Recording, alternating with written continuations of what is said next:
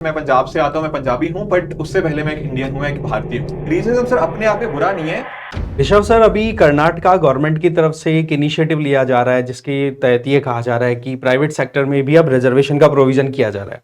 तो ये एक कंट्रोवर्सी के तौर पे इमर्ज हो रहा है। आप थोड़ा इसके बारे में डिटेल में बताइए। जी सर। तो जैसा आप ये न्यूज आर्टिकल में देख भी पाओगे, दरअसल में कर्नाटका कैबिनेट के द्वारा एक बिल लाया गया, जहां बात करी तो लोकल लोग होंगे उनको 50 से 75% कोटा मिलेगा प्राइवेट सेक्टर जॉब्स के अंदर। अब जो 50% की बात करी गई सर, वो थी मैनेजमेंट जॉब्स के लिए, जैसे आपके एडमिनिस्ट्रेटर हो सकते हैं या और इस तरह से जो मैनेजमेंट पोजीशन के, वहां पर 50% रिजर्वेशन आपके लोकल्स के लिए। सिमिलरली जो नॉन मैनेजमेंट जॉब्स हैं, जैसे लेट्स से आपके क्लरिकल जॉब्स हो गया या इवन आपके आईटी सेक्टर में जो काम करते हैं ना, उनके लिए यहाँ पे 75% रिजर्वेशन होगा, वो लोकल्स के लिए होगा। ये बात थी। कर्नाटका कैबिनेट ने इसको यहाँ पे बताया कि आने वाले सेशन के अंदर हम इसको एक तरह से कानून बनाएंगे। जी। पर ये चीज होने से पहले ही बहुत ज्यादा बैकलैश फेस करने को मिला, जिस वजह से कर्नाटका कैबिनेट ने अभी के लिए इसको होल्ड पे डाल दिया है। यानी कि अभी बोला गया है कि इसको अभी इनिशियल स्टेजेस में है, अभी और चर्चा करी जाएगी इसके ऊपर, फिर देखा जाएगा कि हाँ इसको हम क्या इंप्लीमेंट कर सकते हैं या किसी चेंज फॉर्म के अंदर इंप्लीमेंट। ये मुद्दा है सर कर्नाटका कैबिनेट। जी सर। और इसमें एक चीज आ रही है कि लोकल्स के लिए रिजर्वेशन का प्रोविजन किया जा रहा है, तो यहाँ पे लोकल वर्ड का क्या मतलब है, थोड़ा डिटेल में बताइए। सर अगर हम इस बिल को डिटेल में पढ़ेंगे तो लोकल वर्ड के रिगार्डिंग जो डेफिनेशन गई है वो ये है, या तो जो पर्सन है वो कर्नाटका में बॉर्न हुआ हो, उसके अलावा लेट से कोई पर्सन 15 साल से ज्यादा समय के लिए वहां पर डोमिसाइल हो वहां का, plus at the same time उन्होंने यहाँ पे सेकेंडरी स्कूल सर्टिफिकेट में कन्नड़ा एज अ लैंग्वेज यहाँ पे उन्होंने ऑप्ट करी होनी चाहिए। अगर लेट से किसी पर्सन ने ये चीज नहीं करी हुई, उसको यहाँ पर एक टेस्ट देना पड़ेगा जिसके माध्यम से कर पाएंगे कि उस पर्सन को ये लैंग्वेज पढ़नी, लिखनी और समझनी आती। तो अगर ये सारे क्राइटेरिया फॉलो होते हैं, तब हम कह सकते हैं कि वो एक लोकल है, एंड फिर उनको यहाँ पर ये जो रिजर्वेशन के बेनिफिट्स हैं उनको मिलते ओके सर, इसका मतलब मेन मुद्दा यहाँ पर कन्नड़ लैंग्वेज के ओरिएंटेशन में चल रहा है। हैं। जी बिल्कुल। Okay sir. अब एक चीज और सर, कि ऐसे बिल्स या ऐसे प्रोविजन पहले भी जाने की कोशिश की गई, जैसे हरियाणा ने किया था। इनके क्या फायदे हो सकते हैं लॉन्ग टर्म में? तो देखिए बेनिफिट्स डेफिनेटली कुछ कुछ होते हैं, जैसे फॉर एग्जांपल अगर मैं स्पेशली कर्नाटका की बात करूं ना, जी। तो जो कर्नाटका की सरकार आई उन्होंने उस समय एक वादा किया था कि हम जो लोकल लोग हैं उनको आगे बढ़ने के अपॉर्चुनिटीज। जी। डेफिनेटली जैसे अगर इस तरह के कुछ प्रोविजंस आते हैं तो लोकल लोगों को काफी बेनिफिट इसका होता है। अब देखो सरकार का मंशा यही है कि हमारे जो लोग हैं, वहां के लोग हैं, लोकल लोग, उनको बेनिफिट मिलता रहे, कि उन्होंने ही वोट डाला है इनको। तो कहीं ना कहीं कोशिश इसकी ये रहती है कि लोकल एस्पिरेशन को मीट करें। पहला मुद्दा तो ये हो। साथ में सर अगर हम मैं बात करूं इस चीज की, तो आप नोटिस करोगे कि आज के समय अगर मैं बैंगलोर की बात करूं, तो बैंगलोर में पहले ना ऐसा कहते हैं कि बैंगलोर बनाना जब गया स्टार्ट हुआ तो 10 लाख लोगों के लिए सोचा गया था, जी। पर आज के समय वहां पर लगभग 1 करोड़ 40 लाख लोग रहते बहुत ज्यादा पॉपुलेशन हो हैं। गई। बिल्कुल, तो ट्रैफिक की दिक्कत है, जी। इन्वायरमेंट की दिक्कत है, कहीं ना कहीं बहुत सारे एरिया से लोग आए। उस वजह से हुआ क्या, यहाँ पे आईटी सेक्टर डेवलप हो गया, पर उसके बेनिफिट लोकल लोगों तक, बहुत सारे लोग अलग अलग एरिया से डेफिनेटली आए, पर लोकल लोगों तक इनके बेनिफिट्स नहीं पहुंच पाए। तो कोशिश यही है कि एक्चुअल में जो बेनिफिट्स हैं आईटी सेक्टर इतने डेवलप होने के, वो लोकल लोगों तक मिले। इसके साथ में ही सर अगर मैं बात करूं, हमें ना काफी सारी चीजें एग्जांपल जैसे इंटरनेशनली भी देखने को हैं जहां पर ये चीज की बात करी गई। इवन यूएस के अंदर भी या इवन कनाडा के अंदर भी ऐसे एग्जांपल्स है जहां पर लोकल लोगों को यहाँ पे एक तरह से बाकियों के ऊपर तरजीह दी जाती है ताकि उनको बेनिफिट इस चीज का मिल पाए। बाकी जैसा हम बात करते हैं कन्नड़ा लैंग्वेज की, डेफिनेटली वो एक लैंग्वेज है, वो भी यहाँ पे साथ साथ प्रमोट होती रहेगी। जी। कई बार ये भी डाउट रहता है कि कोई लैंग्वेज खत्म तो नहीं हो जाएगी, तो उसका भी यहाँ पे आप नोटिस कर पाओगे कि वो भी प्रॉस्पर इस चीज के साथ होती रहेगी। बाकी देखो सर, जो आप हरियाणा की बात कर रहे थे, वहां पर कोशिश ये थी कि हरियाणा काफी एक डेवलप्ड स्टेट है, इसमें कोई डाउट की बात नहीं है। बिल्कुल ठीक पर है। अगर मैं बात करूं अनएम्प्लॉयमेंट रेट की, तो देश भर में सबसे ज्यादा अनएम्प्लॉयमेंट रेट आपको हरियाणा में देखने को मिलता है, 30% के करीब। जी। जी। कर्नाटका में ये समस्या नहीं है, कर्नाटका का अनएम्प्लॉयमेंट रेट लगभग 4% के आसपास है, तो कर्नाटका में दिक्कत वो नहीं है। पर अगर हम बात करें जीडीपी का कंट्रीब्यूशन वर्सेस लोकल का कंट्रीब्यूशन, वहां पर लोकल का कंट्रीब्यूशन काफी कम हो जाता है।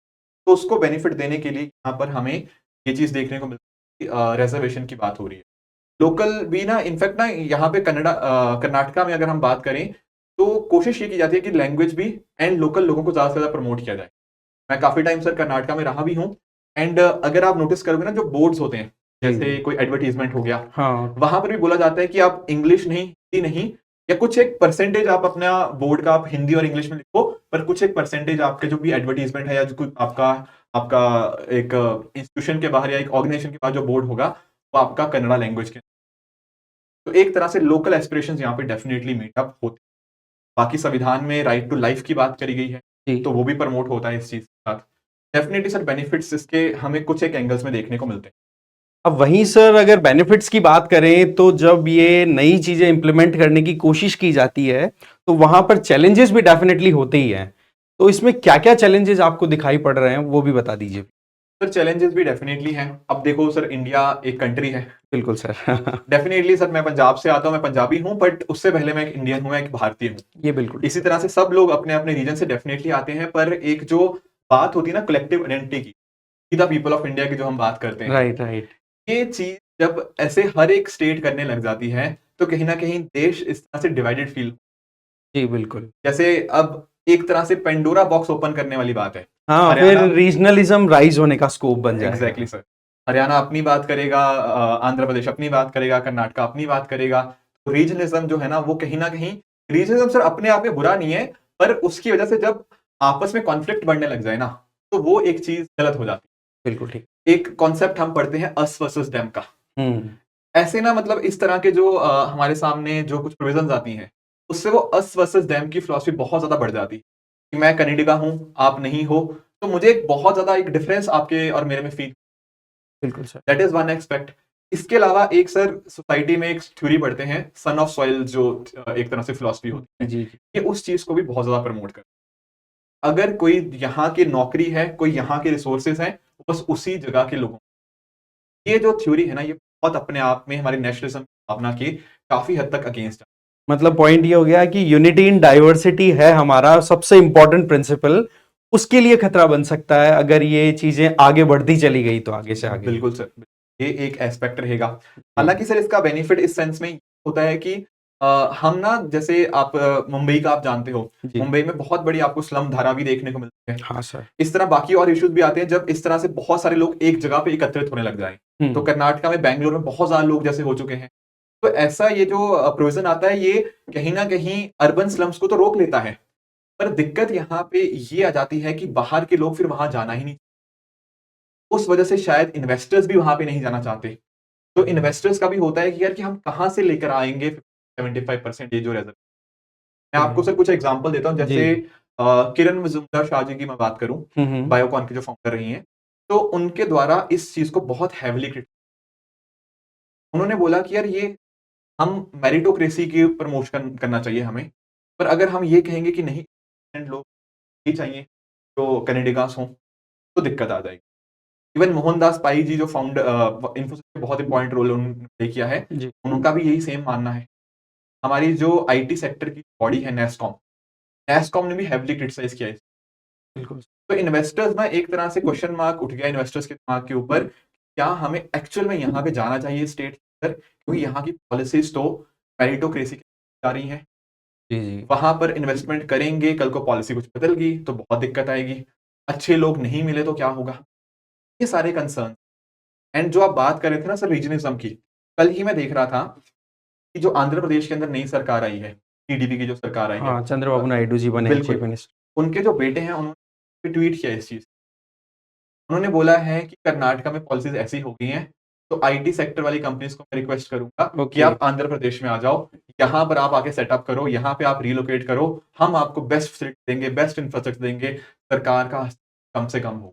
ये तो एक तरीके का एक पॉइंट ऑफ व्यू से देखा जाए तो हेल्दी कंपटीशन भी कंसिडर किया जा सकता है कि लिबरलिज्म को प्रमोट किया जा सकता है ऐसे कि एक स्टेट दूसरे स्टेट से compete करे और कहीं पर कोई कमजोरी आ रही है तो दूसरा उसका सोल्यूशन दे तो पहला अपने आप ही जग जाएगा कि हाँ भाई गड़बड़ हो रही है हमसे। बिल्कुल बिल्कुल, ये भी सर एक एस्पेक्ट देखा जा सकता जी, है। जी।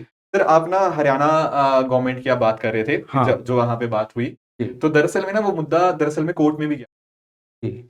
तो वहां पे जो कोर्ट है, उसने ये बात बोली, जब हम इस तरह से ना प्राइवेट सेक्टर के अंदर ये रिजर्वेशन की बात करते हैं, ये वाली चीज ईज ऑफ डूइंग बिजनेस की, मैं नहीं कह रहा ये कोर्ट का फैसला बिल्कुल, है, बिल्कुल। ईज ऑफ डूइंग बिजनेस के अगेंस्ट जाती है, और हम जो एक इंस्पेक्टर राज वाली जो चीज जो हम पहले खत्म करके आ चुके हैं, ये उसी की लाइन में आप दोबारा से क्रिएट कर रहे हो। क्योंकि आप नोटिस करो ना, क्या ऐसा होगा क्या कि अब सरकार बैठेगी प्राइवेट सेक्टर की जब कोई रिक्रूटमेंट होगा? बिल्कुल सही बात बोल रहे हैं सर। बहुत एलपीजी पॉलिसी पॉलिसी के बाद में जो हमने चेंजेस किए हैं वो राइट, एक तरीके का यू टर्न कंसिडर हो जाएगा ऐसे चलते हुए। Exactly exactly. Okay sir.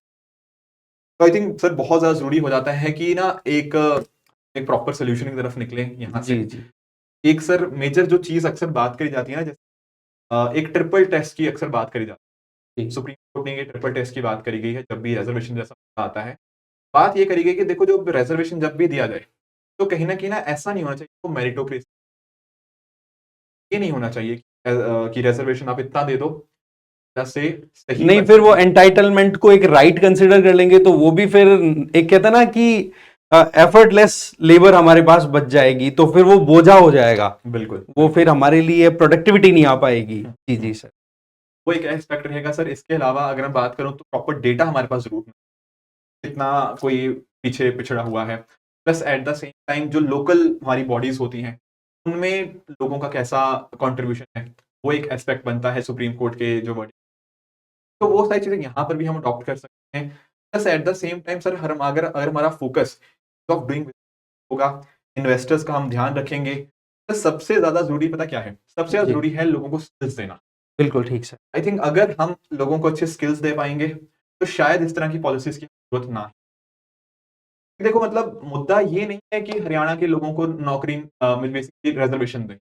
अगर शायद हमने लोगों को स्किल्स अच्छे प्रोवाइड कर दिए, तो जो 30% रिजर्वेशन 30% जो अनएम्प्लॉयमेंट रेट हमें हरियाणा में देखने को मिलता है, शायद वो अपने आप कम हो अपने जाए। आप कम हो जाएगी। बिल्कुल ठीक है it sir. Is not like कि हाँ भाई गुड़गांव में हमारे पास कंपनीज हैं, उनमें रिजर्वेशन दे दो तो हरियाणा में अनएम्प्लॉयमेंट प्रॉब्लम सॉल्व।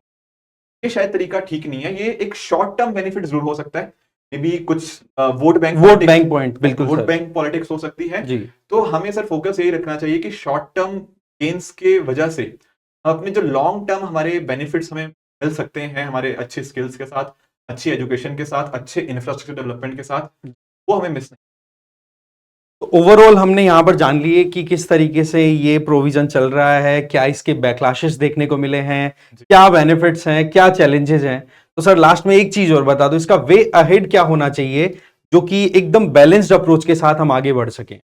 जी सर। सर देखो फाइनली ये क्या ऐसे ऑर्डर्स कॉन्स्टिट्यूशनल है या नहीं है, ये तो सुप्रीम कोर्ट ही हमें बता पाएगा। जी बिल्कुल पर सर। वे अहेड इसका सर ये इसके अंदर जाएगा कि हमें स्किल डेवलपमेंट के ऊपर ज्यादा फोकस करना चाहिए rather than focusing on such short term measure. अगर हमने अपने कंट्री को इमेजिन करना है कि आज से 25 साल बाद हम कहाँ देख, तो वहां पर शायद इस तरह की पॉलिसी उतनी ना आ पाए।